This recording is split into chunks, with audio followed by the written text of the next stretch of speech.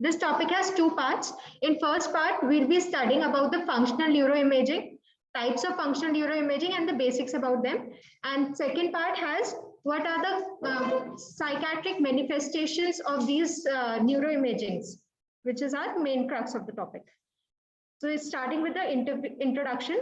Psychiatric diseases are mainly diagnosed by their symptoms with little contributions from the observable signs or biological markers. Thus, in this place, psychiatry is unique position compared to other medical aspects. Neuroimaging methodologies allow measurements of structure, function, and chemistry of the living human brain. Neuroimaging techniques thus can provide information about the pathophysiology of psychiatric disorders that may be useful for diagnosing illness, predicting prognosis, and developing new treatments. Thus, defining the symptoms of various psychiatric disorders should be investigated with the diverse techniques of neuroimaging. The historical milestones, how it came in psychiatry. First attempt to scan the brain was tried by a physiologist named Angelo Mosso. He is called the Vinci of modern brain science. In 1882, he invented the human circulation balance, which could non-invasively measure the redistribution of blood during emotional and intellectual activities. So this was the first neuroimaging machine. And the idea was simple, that the brain needs more blood when it works harder.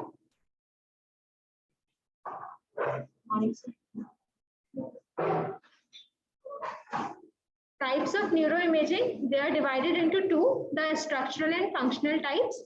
The functional, which we will be talking about, are functional magnetic resonance imaging, PET scans, SPECT scans, MRI, DTI, and brain electrical activity mapping, which we'll be discussing. Functional neuroimaging in psychiatry, the first is magnetic resonance spectroscopy. Spectroscopy is a determination of chemical composition of a substance by observing the spectrum of electromagnetic energies emerging from it. Whereas routine magnetic resonance imaging detects hydrogen nuclei to determine the brain structure, MRS detects an odd numbered nuclei. Hence, allows the use of this technique to study many metabolic processes in the brain. The most commonly used nuclei are isotopes of hydrogen, proton, and carbon. The principle is that nuclei align themselves in a strong magnetic field. A radio frequency pulse causes the nuclei of interest to absorb and then emit energy. The readout of an MRS device is usually in the form of spectrum that can also be converted into pictorial images of the brain. The height of the peak indicates the amount of molecule present. Using MRS, the more metabolite is present, the taller the peak. This is the diagram, which shows the multiple peaks for each nucleus reflects that the same nucleus is exposed to different electron environment in different molecules. Thus, the position in the spectrum indicates the identity of a molecule in which the nuclei is present. How this is used in psychiatry? What all it measures? Technique involves the data regarding of N-acetyl aspartate, which was the highest peak here, cholines, creatinine, myoinositol, and complex named GLS, that is glutamine, formed by glucose and glutamine. Significance of MRS in psychiatry. MRS has revealed decreased NAA, that is N-acetyl aspartate concentration in temporal lobes and increased concentration of inositol in occipital lobe in Alzheimer's patient. MRS has revealed decreased NAA concentration in temporal and frontal lobes of patients with schizophrenia. It has also shown elevated brain lactate levels during panic attacks in patients with panic disorder. Second is functional magnetic resonance imaging. The principle is it is a subtype of MRI scan. It uses a sequence of T2 or blood oxygen level dependent sequence. It detects a level of oxygenated hemoglobin in the blood. It measures the neuronal activity by detecting local increase in blood flow, which in turn increases the local oxygenated hemoglobin concentration. This change can be detected essentially in the real time with the T2 sequence, which gets detected, which thus detects the functional activity of brain regions. fMRI is used to localize neuronal activity to a particular lobe or subcortical nucleus or even a single gyrus. fMRI detects tissue perfusion, not the neuronal metabolism. And it is the first a routine T1 MRI image is obtained, then T2 images are superimposed to make it more precise. Sorry. What are the advantages? It is possible to study both cerebral anatomy and functional neurophysiology using a single technique. No radioactive isotopes are used, no radioactive exposures are there, and it is used sometimes in criminal psychiatry also. What are the limitations? It assesses the neuronal activity indirectly by measuring the blood flow. This limits its resolution. The two tasks that activates neurons 5 mm apart will be yielding overlapping signals, thus are indistinguishable by these techniques. And the procedure takes 20 minutes to 3 hours, during which the subject's head must remain in the exact position, which becomes cumbersome. Then next is single photon emission computed topography called SPECT. The principle is it manufactured radioactive isotopes which are used to study regional differences in the cerebral blood flow within the brain. It integrates a computed tomography, that is CT, and radioactive material, which is used as a tracer here. Radioactive isotopes emit single gamma rays. The pattern of photon emission is recorded according to the level of perfusion in different regions of the brain. The flowchart says, firstly, we inject the radioactive labeled material. The gamma rays are emitted and detected by the scanner, which is translated into a 2D image, and the images are added together and forms a 3D image. As with functional MRI, it provides information on the cerebral blood flow, which is highly correlated with the rate of glucose metabolism, but does not measure the neuronal metabolism directly. SPECT uses compound labels with single photon emitting isotopes. Commonly used are iodine, technetium, and xenon. Uses: it is used to detect the regional cerebral blood flow. Technetium is most commonly used for deeper structures of brain. Xenon is used for superficial structures. Muscarinic cholinergic systems uses iodine, sometimes also used for dopaminergic symptoms. Radio-labeled receptor binding iodines are also used. Adrenergic systems and early diagnosis of Alzheimer's disease. Next is PET, that is positron emission tomography. A radioactive isotope is injected and decays, that is emitting a beta positive particle, which is a proton. Within a short distance, the beta positive, that is proton particle, pumps into an electron and the two annihilate, means joins together, producing a pair which is called G rays, which are photons. These G rays or photons travel in 180 degrees in opposite directions. By detecting and reconstructing where the G rays come from, we can measure the location and concentration of radioactive isotopes. The resolution of PET image is higher, that is 3 mm, which is distance positrons move before colliding with an electron. Relatively, a few PET scanners are available because they require only a cyclotron to make isotopes. And the most commonly used isotopes are fluorine, nitrogen, and oxygen. The differences: SPECT uses photons, while PET uses positrons. It has a short half-life. PET has comparatively a longer half-life. SPECT is less sensitive. PET is highly sensitive. It has low spatial resolutions. PET has superior spatial resolutions. SPECT is comparatively cheaper. PET is costly and not easily available. The next is cerebral angiography. In the patient, this method was used to investigate the structural pathology of the brain due to vascular causes, widely replaced by other neuroimaging techniques. Cerebral angiography still remains gold standard for evaluation of pathology in vessels, which detects ulcerative lesions, severe stenosis, and mural thrombosis. So it is used in diagnosis or visualization of atherosclerosis, collateral circulations, embolic occlusions, best to demonstrate atherothrombotic diseases, and useful in diagnosis of aneurysms, angiomas, malformations. Complications are: it is an invasive procedure. may precipitate a threatened stroke. Thus, it is used only when non-invasive studies fail to detect the arterial lesions. Next is digital subtraction angiography, that is DSA, a form of angiography with the help of computer. A clear image of blood vessels can be obtained. With this technique, even a very dilute contrast in arteries as present after IV injections can be picked up. So this one's better. It has these are of two types, intravenous and intra-arterial. Intravenous is simple, relatively non-invasive procedure, avoids complications arising from arterial punctures or catheterizations. It is indicated in TIAs that and due to atherosclerotic carotid and vertebral arteries, it is useful in evaluating major dural intracranial sinuses, and it is not useful in visualizing small intracranial vessels. In such situations, intra-arterial DSAs are used. Analysis of following criteria helps in arriving at diagnosis. It helps in location of lesion and nature of lesions. Nature of lesions includes meningiomas, glioblastomas, mass effects, aneurysms, changes in arteriovenous circulations, and sinus thrombosis. The complications, it may cause, the major ones include, it may cause intracerebral embolisms, cerebral edemas, and deaths due to injudicious use of excessive contrast medias.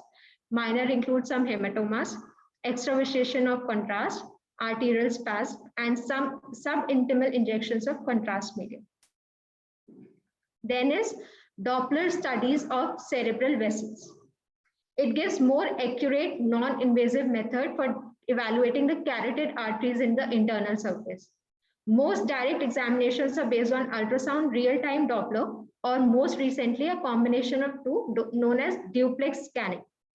High-resolution ultrasound in continuous wave is beamed through the arteries under study, and based on the pitch of the echo, images are produced that reveals the arterial lumen either in longitudinal or transverse plane.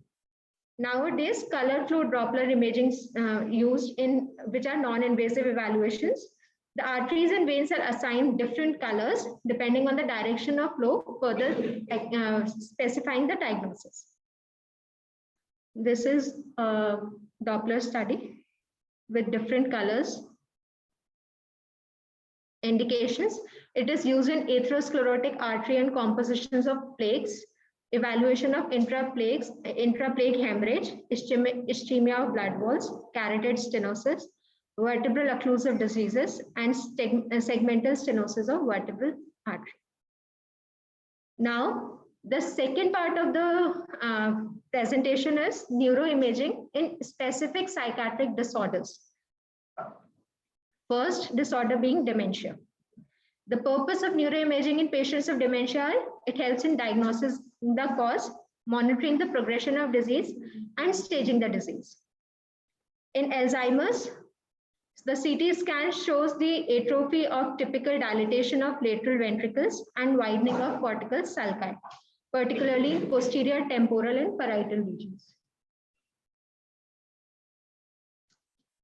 The MRI shows, volumetric MRI shows change in global, that is whole brain, and regional volumes. MRI is evidence of MRI, in particular, medial temporal lobe atrophy appears most closely associated with this disorder. And median temporal lobe atrophy is often observed even in early stages of mild neurocognitive declines, making a potential useful. Then there are hippocampal atrophies in Alzheimer's disease and cortical atrophies. And this. Functional neuroimaging findings in dementia, characteristic pattern of hypometabolism in posterior parietal lobes and reduced blood flow in parietal, posterior temporal, and posterior cingulate cortices are seen in Alzheimer's. This is a normal spec. This is the reduced metabolism. PET of glucose metabolism, this one's normal and this one's for Alzheimer's. Functional MRI, during the encoding of new memories, decrease fMRI activation in hippocampus and related structures in median temporal lobe are seen. In magnetic resonance spectroscopy, decreased concentration of NAA, that is N-acetyl aspartate in the temporal lobes. This is the comparison. So the peak comparatively is lower here than compared to the control. So it says increased concentration of decreased concentration of NAA, increased concentration of inositol in occipital lobes are seen in MRSS. In diffusion tensor imaging, significant frontal, temporal, and parietal white matter diffusion tensor changes in MCI and Alzheimer's in major cognitive decline and Alzheimer's disease correlate with the cognitive function. Then, recent development in brain imaging in Alzheimer's is the development of radiolabeled ligands, thus which can bind with the amyloid and can be visualized in PET. PIB PET has the potential to demonstrate qualitative differences between Alzheimer's disease and cognitively intact elderly individuals. So this is the comparison of FDG and PIB in PET. Then is frontotemporal dementia. MRI shows the circumscribed frontal and temporal atrophies. Sharp. So it is just the differences, the uptake of FDG, that is fluorodeoxyglucose, and PIB in PET. Both are shown in the PET. And this is a normal. So that is the ligand which are less detected, and this is FDG, the glucose metabolism. So this is the newest approach. Explain this to the audience. This is the MRI of Alzheimer's, which shows the dilatation of ventricles, atrophy of cortices, and hippocampus. This is the glucose uptake, which is shown in PET scan for Alzheimer's, and this is PIB uptake, which is the newest one. Sorry, sir. Sir, the uptake, the glucose uptake is shown by blue, and the normal cortices are yellow. The glucose up.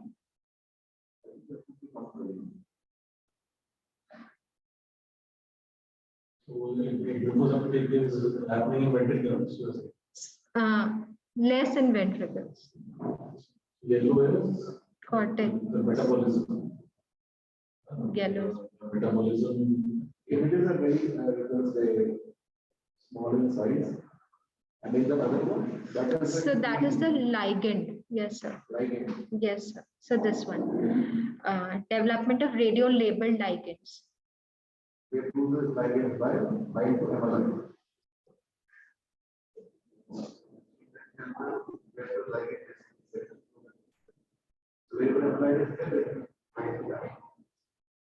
What are these three rows? We have different sections.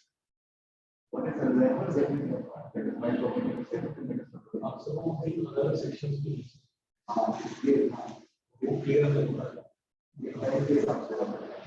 basal section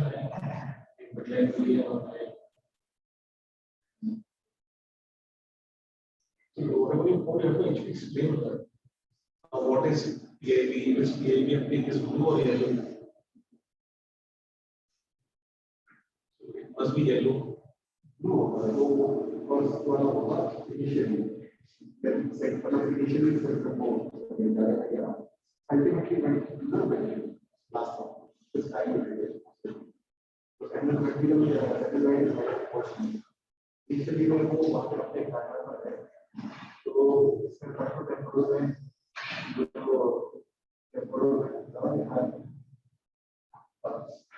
this is the second.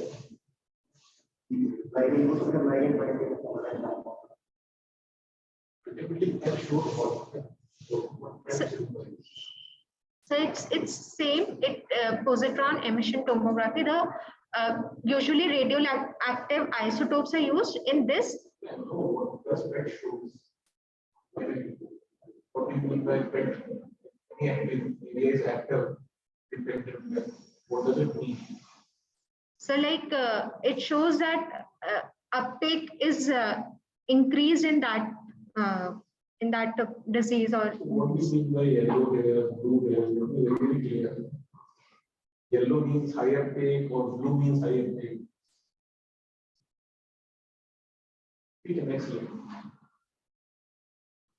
Frontotemporal dementia. The structure shows frontal and temporal atrophies. The MRI has severe sharply localized atrophy, which is called a knife blade atrophy. Hyperintense signals in the cortex and underlying white matter of the affected areas.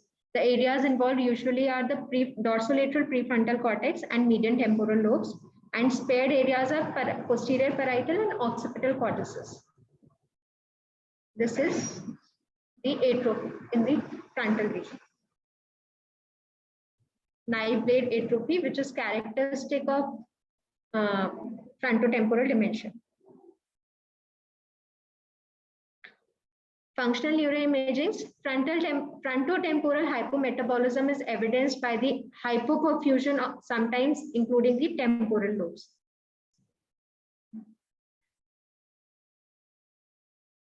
Lewy body dementias, it has no structural MRI features have been shown characteristic to the dementia. The absence of significant medial temporal lobe atrophy in elderly dementia patients suggests Lewy body dementia etiology rather than Alzheimer's dementia. Then vascular dementia. Dementia due to chronic cerebrovascular disease is the second most common cause of dementia in elderlies.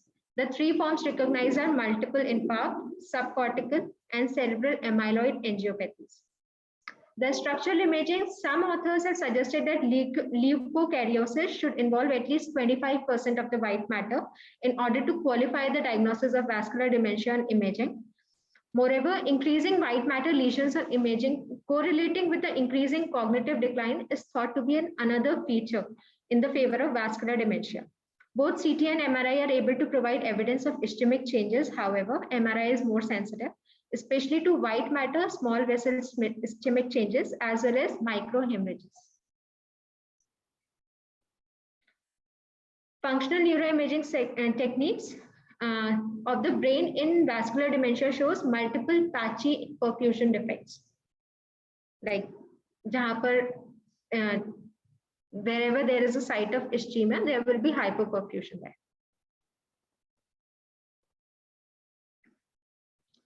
Then is normal pressure hydrocephalus, which has a triad of gait disturbances, dementia, and urinary incontinence. Age is usually 60 years.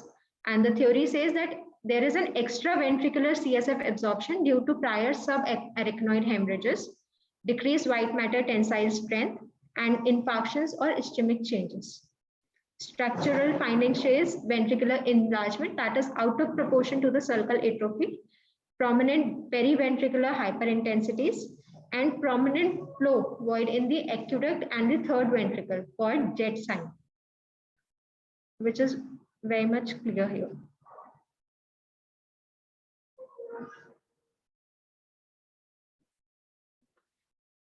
Then obsessive compulsive disorders. Bilaterally, there is small caudate in OCD patients, significantly more cerebral gray matter and less white matter volumes, decreased volume in left occipital and frontal cortex, abnormalities in length of corpus callosum, abnormalities in pituitary volumes, and large anterior cingulate volumes in accordance with increased OCD symptoms. Increased gray matter and increased gray matter in lenticular nucleus and decreased gray matter in dorsal mediofrontal anterior cingulate gyrus. This is the region.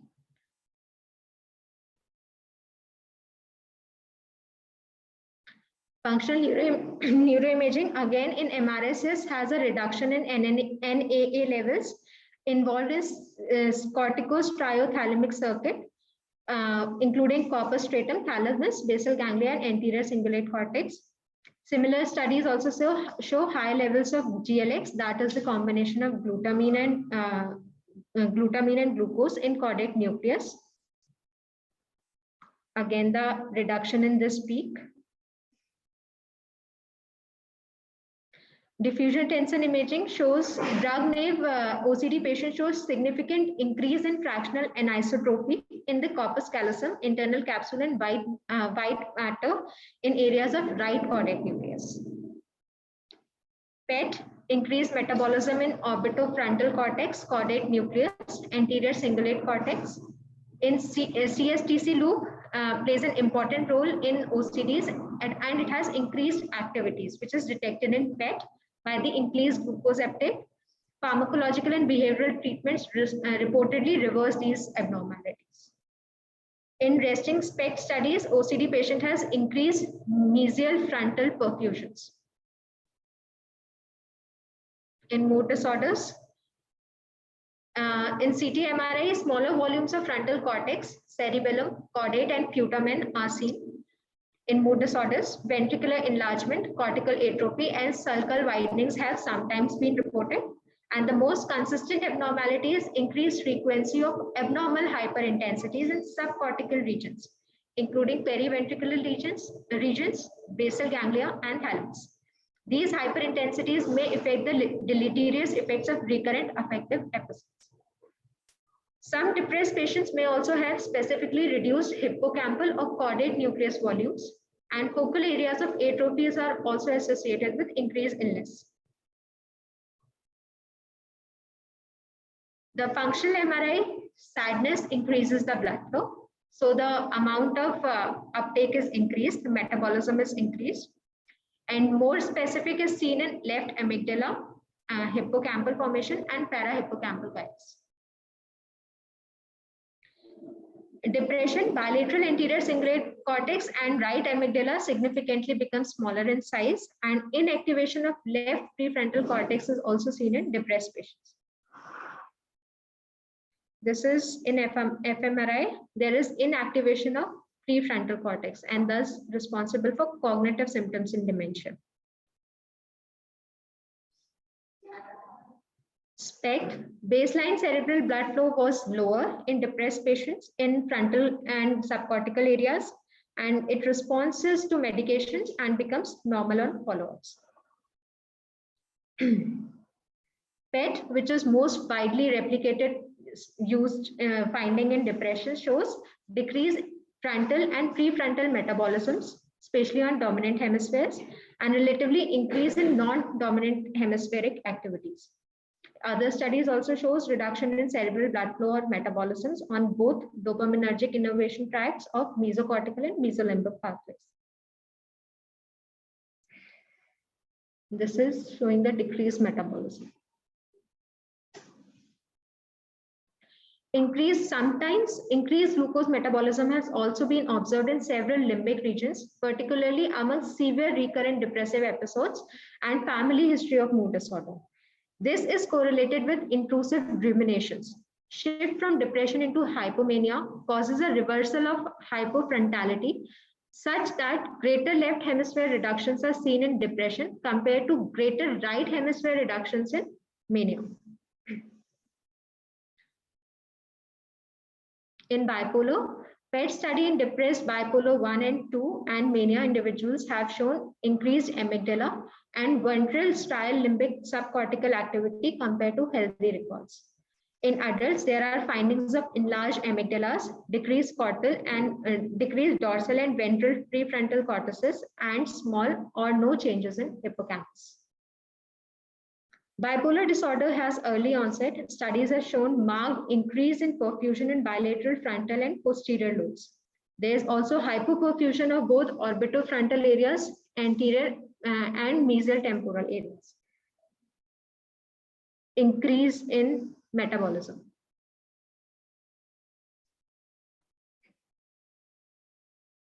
In schizophrenia, the structural changes shows enlargement of lateral and third ventricles, which are most consistent, and reduced volumes of cortical gray matters, frontal lobe abnormalities, parietal lobe abnormalities, particularly in inferior parietal lobules, subcortical abnormalities in cavum septum, basal ganglia, corpus callosum, and thalamus.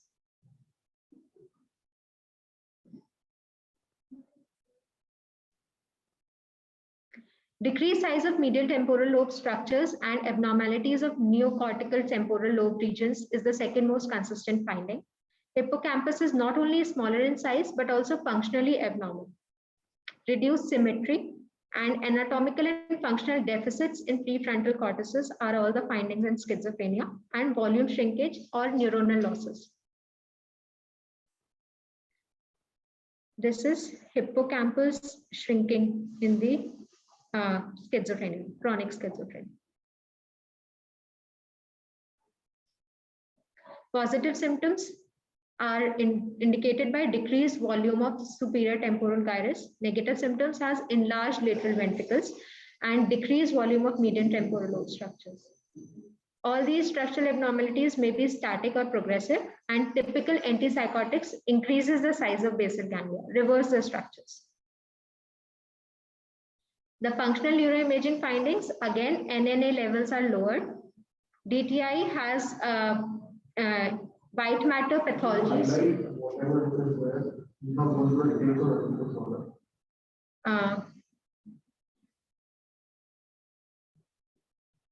So like so without slides.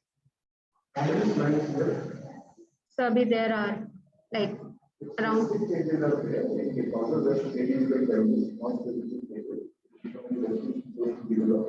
Sorry, sir.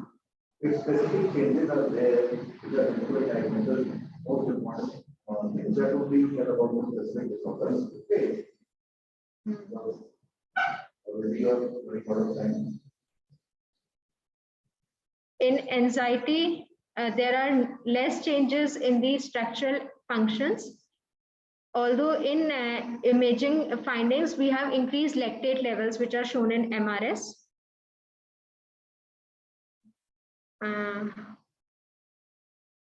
It is also correlated that in post-traumatic stress disorders, there is reduced left hippocampal volume, although there are no significant literatures for this.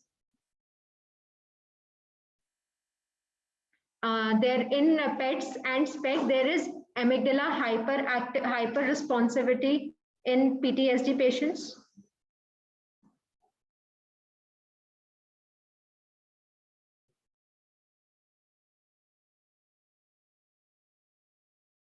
So we can skip this.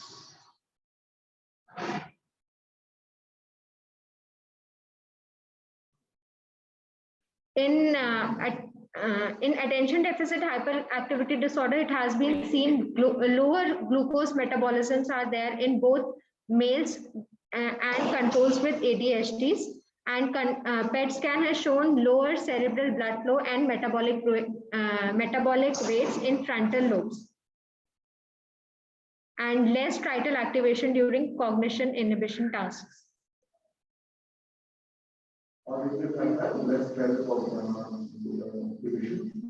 Sorry, sir.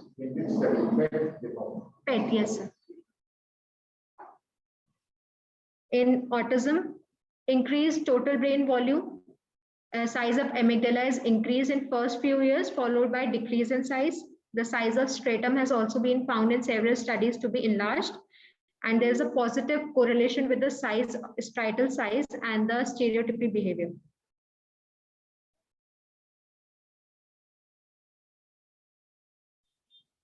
Functional neuroimaging says there is hypoperfusion in temporal lobes in autistic patients. In addition, there is activation of abnormalities which are seen in temporal lobes and amygdalas, and increase in visual cortex activity are also reported. So then this is not significant. The substance where there is not major significant, except for alcohol. Alcohol may MRI shows reduction in cortical volumes with the chronic intake of alcohol. There are cerebral atrophies also, the cortical atrophies, due to which the ventricles appear enlarged. In functional imaging, there are disruptions in the integrity of white matter tracts. The volumetric changes are particularly severe in Wernicke's or Korsakoff syndrome. And in MRS, there are increased peaks of GABA levels, and with recovery from alcohol dependence, cortical GABA levels appear to decline. The functional MRI shows abnormal activation in patterns of frontal cortex, thalamus, striatum, cerebellum, and hippocampus, increased limbic and orbitofrontal cortex activations. PET and SPECT, dopamine shows reduced synthesis of dopamine, and postsynaptic D2, D3 receptors predominantly localized on GABA terminals are decreased. There is reduction in limbic striatum and sensory motor striatum. Serotonin is also reduced, and GABA, initially there is an increase in GABA activity, and receptor levels are found to be lower in frontal, parietal, and temporal cortices. So there is nothing much in cocaine or opioids.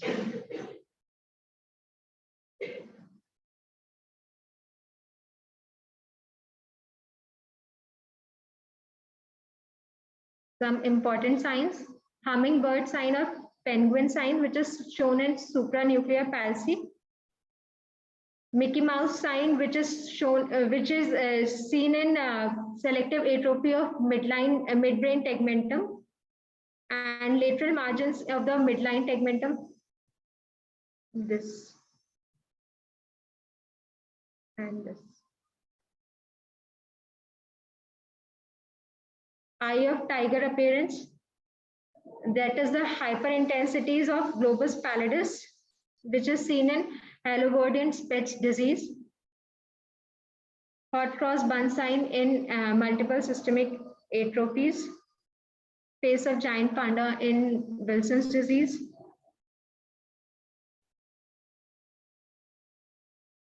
Elephant sign in Alzheimer's. Hockey stick sign, pulvinar sign, which is characteristic of Creutzfeldt-Jacobs disease. Dawson's sign in multiple sclerosis, and extradural versus subdural hematoma, that is lemon versus banana sign. Appearance.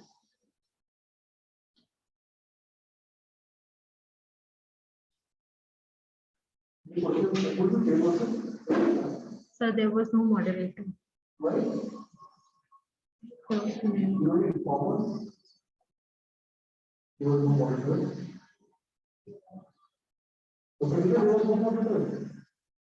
Even if there was no moderator assigned, you could have gone to some faculty at least because I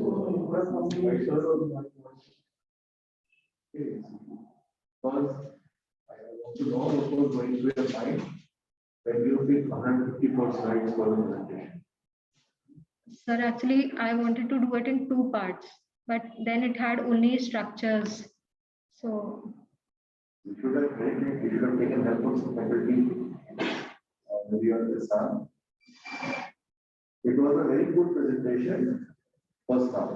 Okay, if you explain all the different modalities with different symptoms. And I think that okay, for dementia and normal pressure hypertension disorders like that, it was okay where you described those disorders. But for the non-specific findings, okay, where the imaging will not help in diagnosis, that could have been omitted. Okay, so that would have saved you. Have done a lot of hard work, course, in collecting this data, but it is, I think, not that essential. If you're writing a long question for, say, on any of the disorders, and you in that part you may have to explain, that may make sense for your preparation. You need to know this, of course. But for the presentation of the image, what I think we should have said, number one. Number two, what should have been included more, I think, is that where structurally you should have shown an MRI, CT scan, what actually you see, where is the medial lobe, how does it appear, where is the frontal lobe, okay, where is the spots, all ventricles, ventricular system, how it will imaging. So every day we have seen CT scan and MRI. Okay. So that I think should have been included. Instead of describing all these disorders, we should have included on CT scan. For example, those questions for how do you judge at which level the section is taken? Can you explain to us what is the guide for that? So like for Cerebellum and midbrain and how do you differentiate? How do you know at which section? If you get C1 cross section, like हम आपको पूछ रहे थे ना कि किस level पे लिया है, तो आपको कैसे पता चलेगा? ये ज़्यादा जरूरी है। ठीक है, basic things like both the eyeballs are symmetrical. Here ऊपर नीचे दोनों है जो आपको normal दिख रहा है, ये आपको size में difference है, but because of bad positioning. Okay, so these things should have been included, and these things would have been omitted. Apart from that, the presentation first one I think was very good. Very describe all the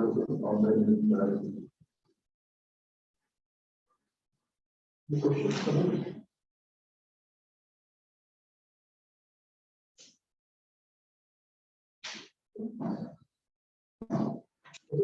Also, any other academics allotted to them, they don't have any monitor, who let us know.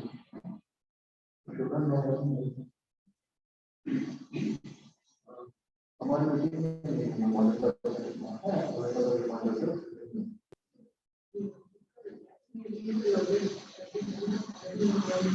I think Dr. Azhar को दिया था। Yes, sir. Actually, respective postage according to तो बस Dr. Azhar का कोई इनके पास नाम नहीं है।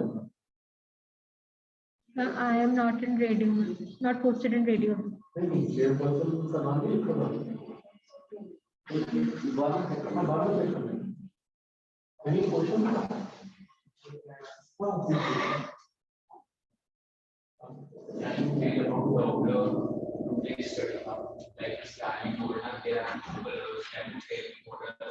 The red is for artery and veins is for blue. So it detects the where the blood flow is going. It detects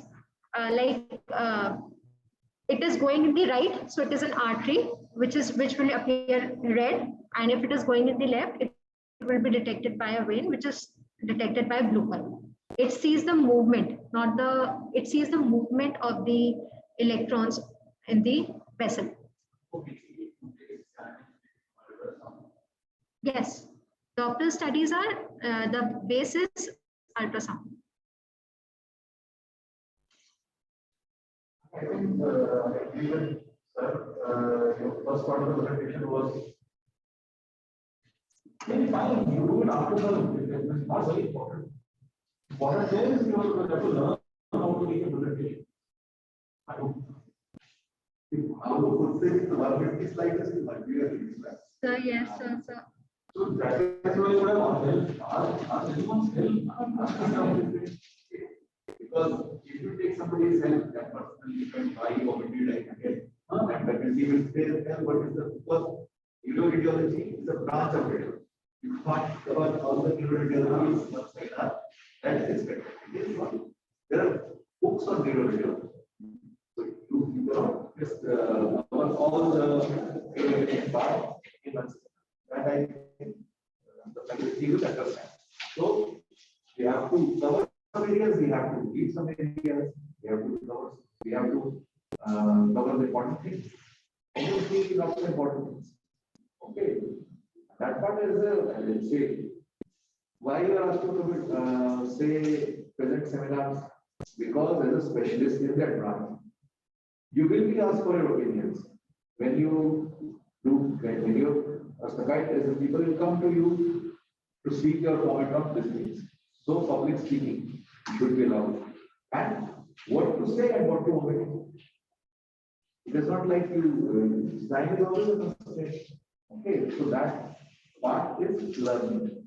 After now, they already said that after now, learning is different.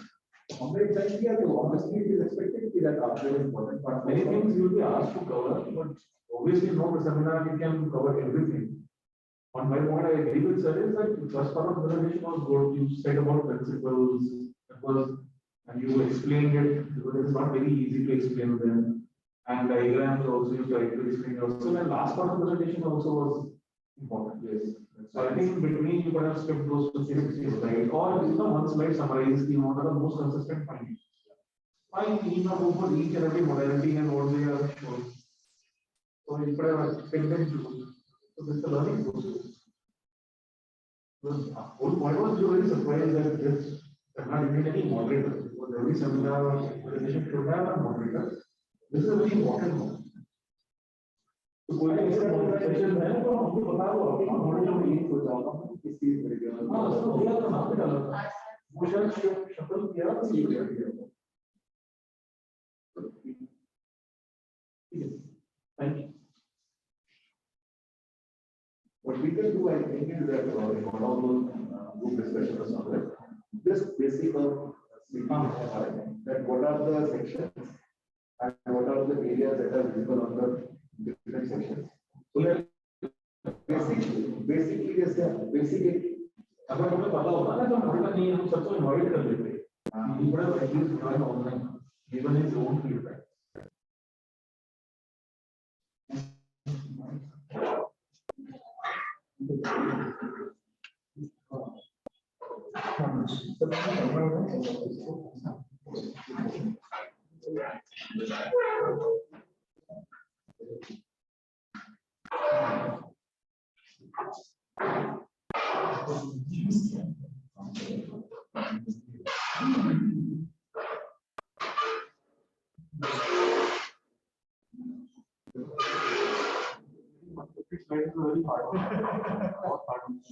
Yes. We prefer the secret of being boring is to tell everything. That's it is boring. So your presentation should be hard of but as a little smart but also very good each of our participants but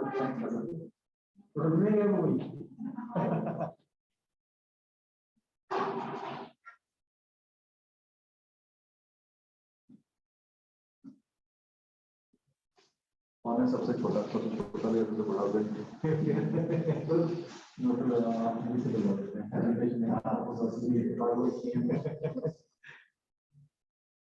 So Parth was helped me with this. Parth was helped me with this. Parth was. गलती है इसमें अच्छा जैसे part करेंगे ST है ना उसमें सब डलवाते हैं पार्ट तो प्रॉब्लम देखते हैं अरे पार्ट प्रेजेंटेशन सिमिलर करना हाँ Parth was. उसको भी बोला था उसका ही वो बंद किया था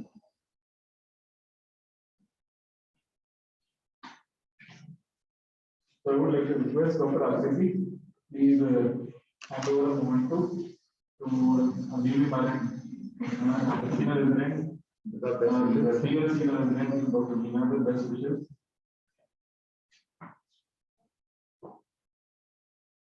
Okay.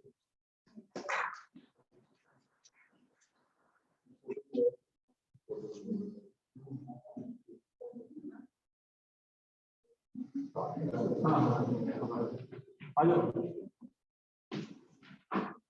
Wish you a very happy married life. I have some activities. How are you?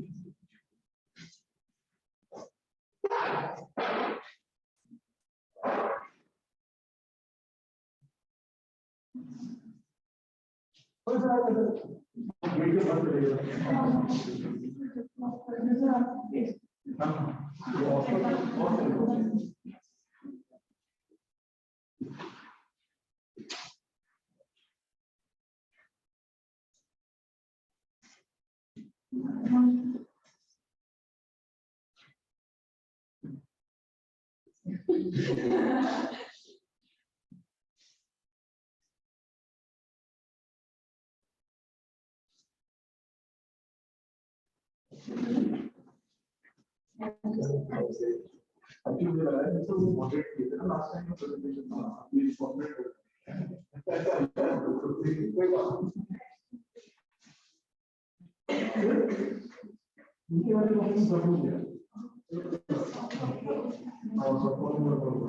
Also, technically, we format the moderator. The polymer academy is allotted, the model all the reference you have to take like academic itself or any all of them myself.